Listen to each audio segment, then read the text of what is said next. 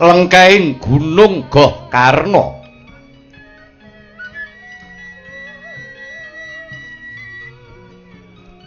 Satriya Gong Nagri Ngalengka satriya ing panglebur gangsa Raden Harya Kumbakarna ing mangke kepareng talak Brata Nendra ing sukuning Gunung Gohkarna. Apa ta darunane mangkono?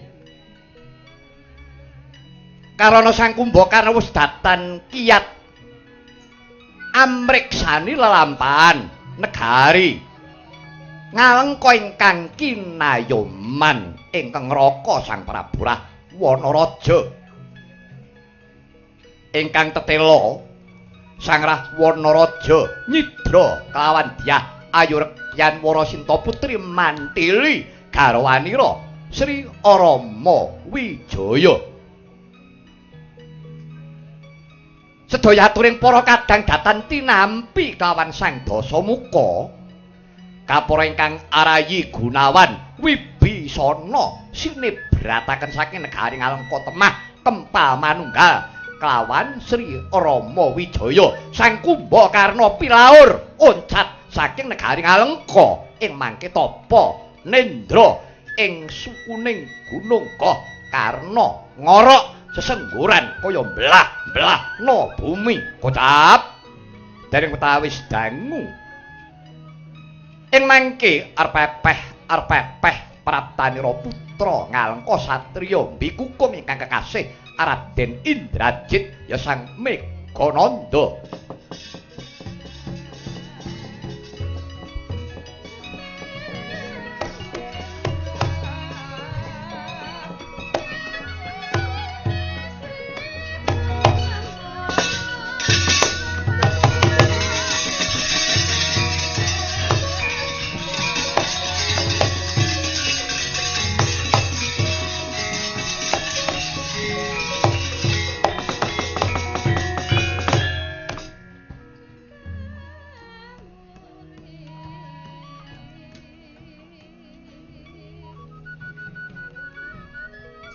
Paman, kula ingkang putra Bikukung pun Indrajit ingkang abiyantara ing ngersa paduka Kanjeng Paman.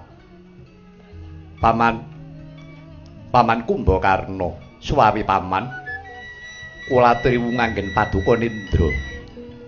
Menapa paduka Kanjeng Paman sampun tega dhumateng negari mewah bangsa Ngalengka ingkang dinten menika kedatengan parang muka Rama Wijaya sak para wadya bala wanara ingkang sampun mesanggrah wonten ing Swelagiri.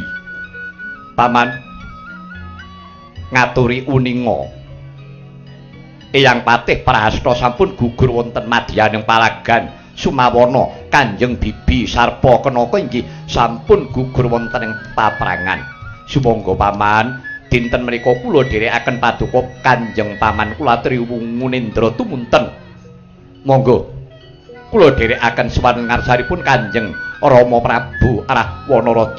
Paman dasaripun Kanjeng Rama sampun kapang dhumateng paduka Kanjeng Paman. Sumangga paman kula triwungu paman. Paman Kumbakarna.